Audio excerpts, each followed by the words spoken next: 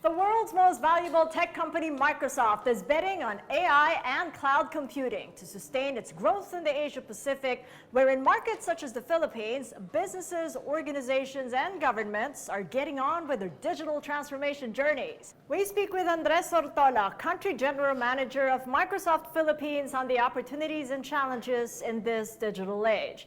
Hello, I'm Kathy Yang. Join me as we get up close and personal with the boss.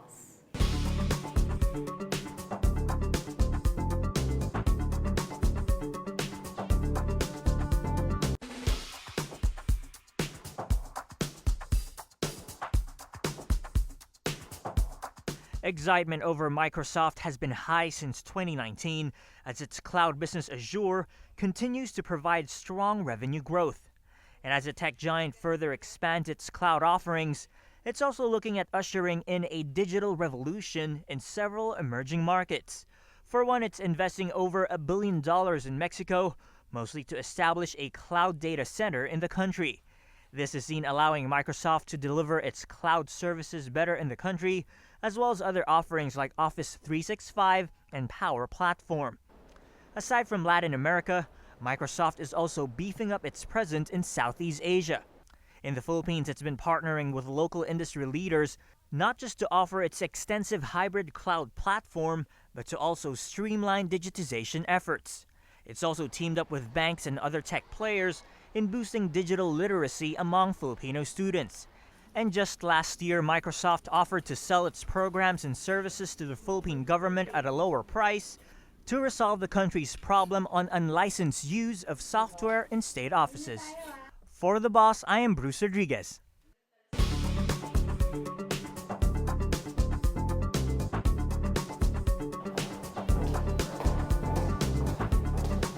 Andres, good to see you. Hi, Catherine. How have you been? How are you? Very well. Good. Thank you. Very well. Welcome. Thank you so much for the invite. No problem. Good to have you on The Boss, Andres. Welcome to the program. Thank you so much for having me. And Glad to be here. congratulations on your first year here in the Philippines. Thank you so much. You know, Thank you. this time last year, you said you had wanted to deliver a strong and consistent agenda, contributing to the digitalization of the Philippine economy. Where are we now in that journey, 1 year on? It's been a great journey. It started for me personally, understanding the landscape. The Philippines business is not easy to understand for a newcomer. It has its nuances, its advantages, great opportunities.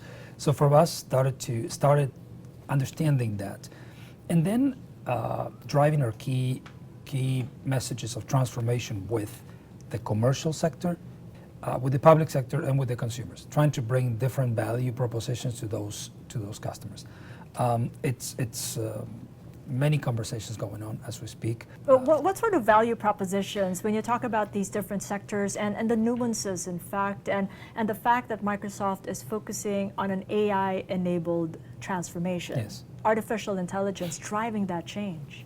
So for example, so we've put together a plan for artificial intelligence in the Philippines. It has 4 main pillars.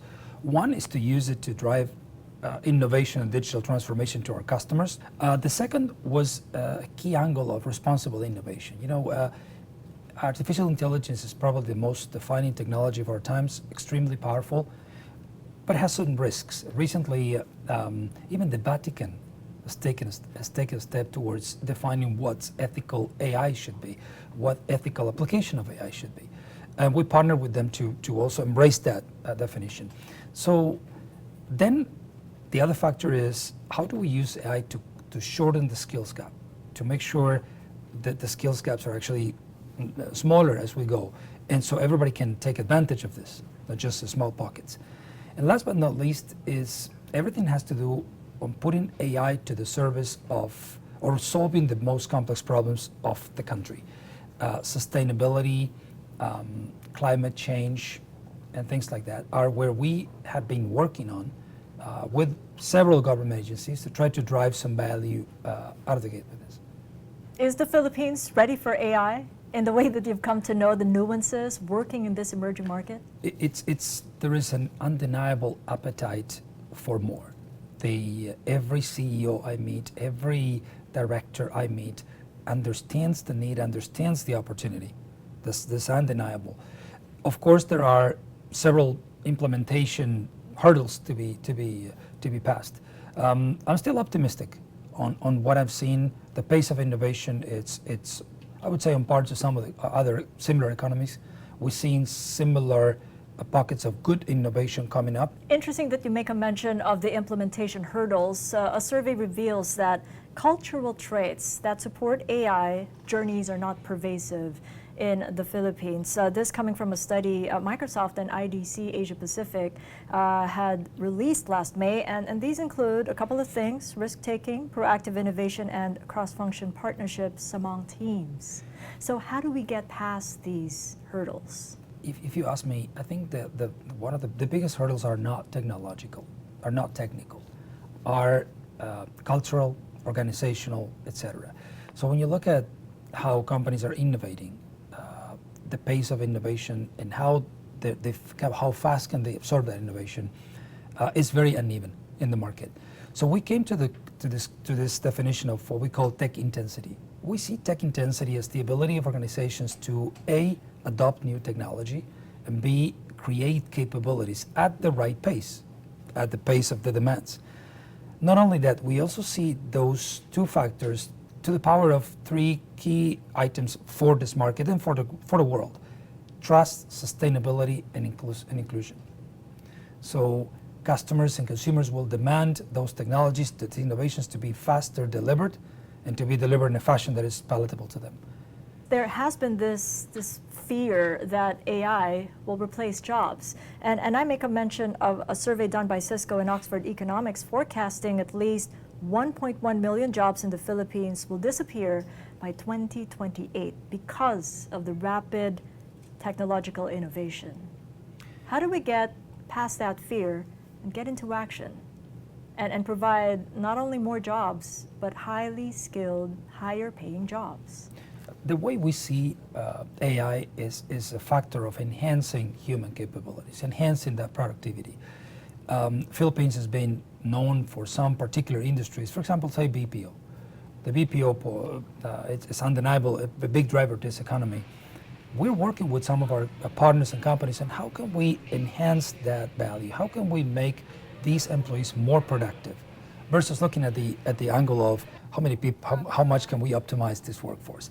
For example, we announced the first Filipino speech-to-text translation machine, AI-powered, which will allow us to have simultaneous translation with any other language in the world. B, will allow us to make intelligence out of those conversations and probably be able to apply predictive models to these conversations. So if you think of historically how the Industrial Revolution represented a threat to rural workers, and those jobs were changed into industrial works and higher value type of works, we foresee a similar effect. The challenge will be to do it at the right pace and to do it innovating what it matters. And at the right pace would be subjective for whatever company is involved in that digital journey. Absolutely. I think the pace of innovation will change depending on the industry. There are some industries that are actually craving for innovation. Some companies, like say for example the telcos or even the banks themselves, they are being disrupted as much as they are disrupting other industries. So that we see a big pocket of action there and a very rapid pace. When it comes to public sector, public institutions, potentially the value will be how do we use these technologies to add value when it matters, say public sector employees or even citizens in the edges, etc. So it will be different pace, different value chains perhaps. From your point of view, which one is ahead of the pack? Is it the businesses, the consumer, or the public sector? I think while commercial companies here are really taking and understanding the benefits of innovating and innovating on artificial intelligence technologies, I think public sector is taking a remarkable improvement. The Ease of Doing Business Act actually really helped propel that, at least that understanding of the need of innovation. We recently worked with, for example, DICT. DICT We partner to work, and what we believe it's going to be key to drive innovation in the public sector. The adoption of cloud technologies, the adoption of artificial intelligence technologies, and cybersecurity. The three of them going hand in hand, trying to create a platform for the government to innovate faster. Another very good example is our work with Department of Education, DEPIT. DEPIT is now providing classes. Children are having classes based on technology that they develop with our help and support. And an interesting story that shared with me recently was during Tal volcano eruption, about 30,000 children were displaced from their schools. Those children were able to attend classes, most of them, because of the cloud technologies and the platform that enabled them to take these classes anywhere. That's real value where it really matters, and that's what we really trying to support the government for. How pertinent is the country's cloud policy for the digital transformation of all sectors, from government agencies to businesses and consumers? It's definitely a plus point. It's an open policy. I think it's fueling the pockets of innovation. Though, when you look at the Cloud Readiness Index across the Asia Pacific countries, Philippines is still number 9 when it comes to that stack. And I think there's also work to do when it comes to infrastructure, when it comes to implementation, and when it comes to really getting into the detail of the implementation. I think we're in that moment of moving into action versus talking about it. But I think this is going to be the landscape for the next at least year or two. And what about for businesses? They don't have to wait for what government cannot do at this point, but they can invest in their own automation. But in your conversations with the C-suite, the board members, are they putting the automation, the idea of automation, right at the core of their conversation? Or is it still an afterthought? Right now, in my discussion with CEOs, I don't think I've met a single CEO that doesn't understand the need, the imperative need of delivering that value. I think that the next frontier will be, how do we get this vision down to the management teams and to embrace it and to innovate at the right pace? We are working with the majority of our customers, commercial and public sector, on enablement, training and enablement, trying to close that gap between the vision and the execution. Because it has to be the workers also getting that buy-in, the board members getting that buy-in from the workers. So are they as receptive? We see the workers being receptive to this. In some cases, with really the uncertainty of what my job was going to look like in the future, but at the same time, it's some sort of an unavoidable force that the market they might be out of business or they might be out of jobs if they don't innovate. So I think it's a question of how and when versus a question of should I. And driving real impact, you've made a mention of financial inclusion with a financial services company, but you're also involved in initiatives that involve the agriculture sector, an agricultural mobile application that actually helps farmers get more profit from their yield. What impact has that had between the farmer and the buyer? I think this is an amazing case, and that it's absolutely portable and expandable here in the Philippines. When you look at the intermediation that a farmer typically had and the time to market and all this, no access to real-time information, they're being in a clear disadvantage for quite some time. So a combination of a couple of technologies are allowing us to deliver real value. IoT technologies, the ability to get information out of the crops, even if you oysters in the water or any other, whatever your business is. The combination of cloud technologies, allowing you to process that information, giving you real-time feedback, and artificial intelligence being able to help you predict what the impact of certain actions could be. Whether it's from a mobile app or from creating different tailored products for certain places in the market, I see a huge potential to drive this forward, both on an individual, small scale, simple, smaller startup to bigger companies. And there's a lot of work in other countries being done here. I think there's something we definitely need to take and scale here in the Philippines. And on disaster preparedness as well, given the disasters that the Philippines experiences every year, you've got one that is cloud-powered, an initiative that keeps people safe from disasters. How's that coming along in Aklan province? So we have several initiatives, and we're trying to import the best of breed, and we're trying to create local ones. So yes, artificial intelligence is helping us predict from a disaster what would be the best course of action, which is sometimes in the times of crisis complicated. But we're looking at things, for example, here in a local space, how can we work with organizations to predict the impact of typhoons in certain areas? If we can predict that, we can cater for resources to be there in advance and so on and so forth. We're working with the scientific circles as well to try to get more data and understanding of the issues. I think Philippines is unique in that sense, but definitely is something that's part of our national plan, it's part of our country plan to make sure we are able to deliver those solutions hopefully soon with a combination of public institutions, with organizations dedicated to that, commercial institutions and so on.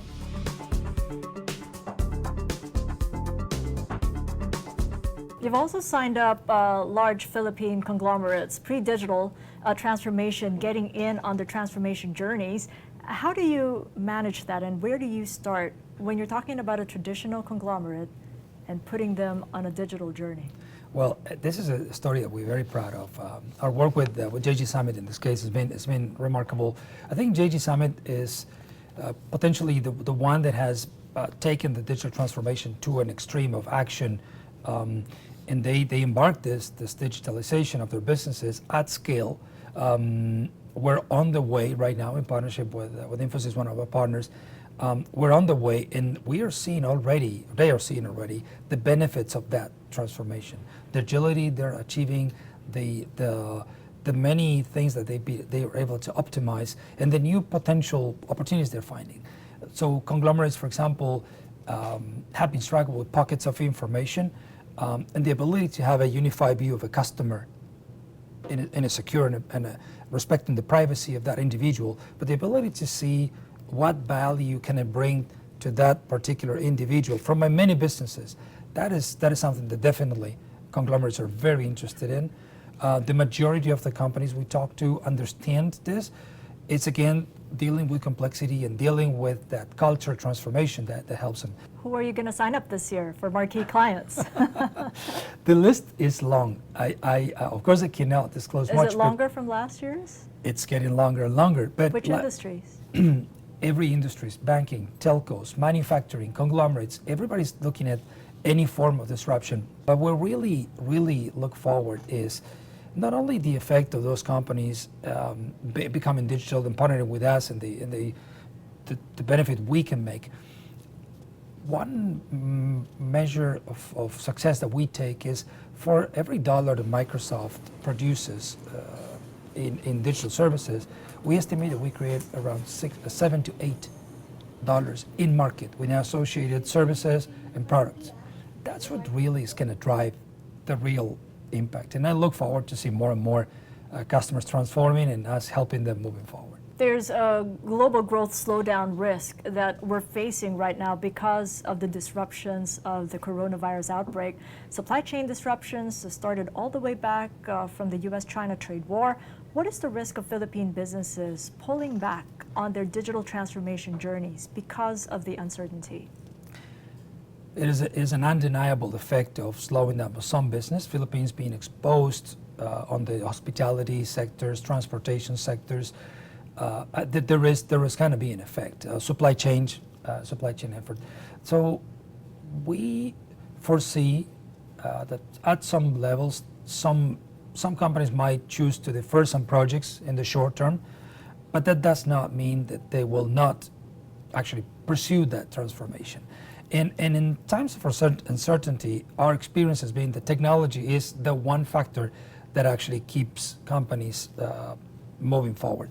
If you look at our Microsoft China colleagues, they have been able to not only keep working themselves, but also keep helping customers across all country in this situation by making use of technology. by making that technology, in some cases, available to some customers for free when they need it. So here in the Philippines, we're more than open to collaborate, to talk to customers about that and try to help them transition during this time. Have there been companies that decided to delay, and in which industries here in the Philippines? Not yet, nothing of real magnitude, thankfully yet. I think everybody's in a stage of looking at what's going to happen. We hope that this situation improves soon and we can get back to our usual growth. In the way that we talk about the health industry get into scale, what sort of help can Microsoft give in strengthening and emerging markets' healthcare systems with the offer of AI and cloud? So healthcare is a great industry, is a big industry for us in emerging and in developed markets.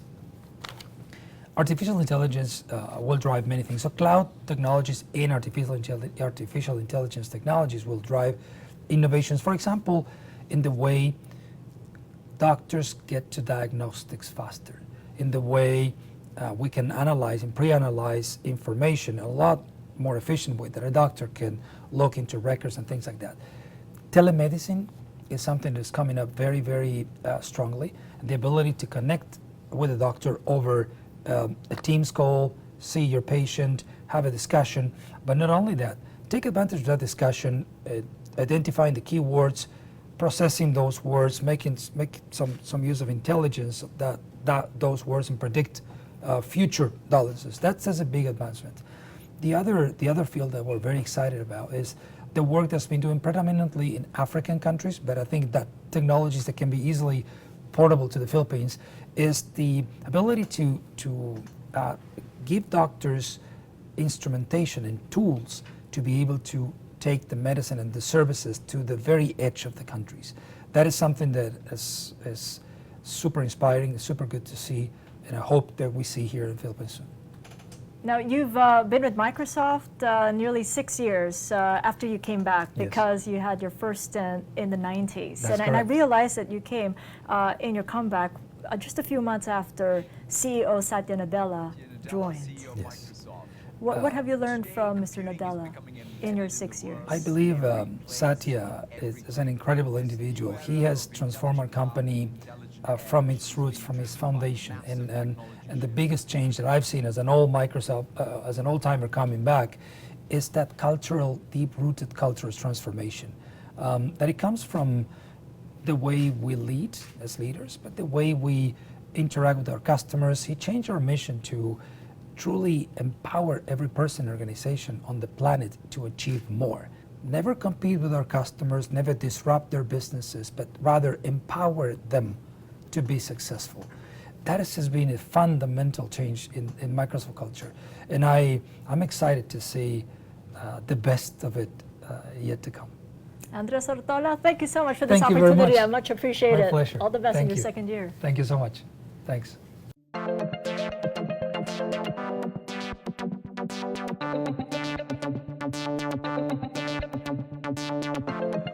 Since its founding over 40 years ago, Microsoft has been a pioneer for innovation. From PCs to software, it's now ventured into new emerging technologies. Imagine being at two places at the same time, a physical impossibility, but Microsoft's holoportation allows you to do something similar to it. Using a new type of 3D capture technology, people can be reconstructed, compressed, and transmitted anywhere in the world real-time. Microsoft also behind Skype Translator, allowing real-time voice translation of 10 languages and text translation of over 60 languages. It's also changing the way we do fashion, from creating responsive activewear equipped with wearable sensor technology to aid athlete rehabilitation, to zero-waste pattern making to cut back on clothing waste. Then there's Project Premonition. This Microsoft project turns insects, such as mosquitoes, into devices that sample pathogens in the environment, helping prevent outbreaks of diseases such as Zika, Ebola, and MERS. From artificial intelligence to the Internet of Things, Microsoft proves the possibilities are limitless. For The Boss, I'm Crystal Agdameo. That's it for the show. If you want to watch it again, you can catch it on a replay, so shown on your screen, or you can click on iwant.ph or tfc.tv. I'm Kathy Yang. Thank you so much for watching. See you again next week.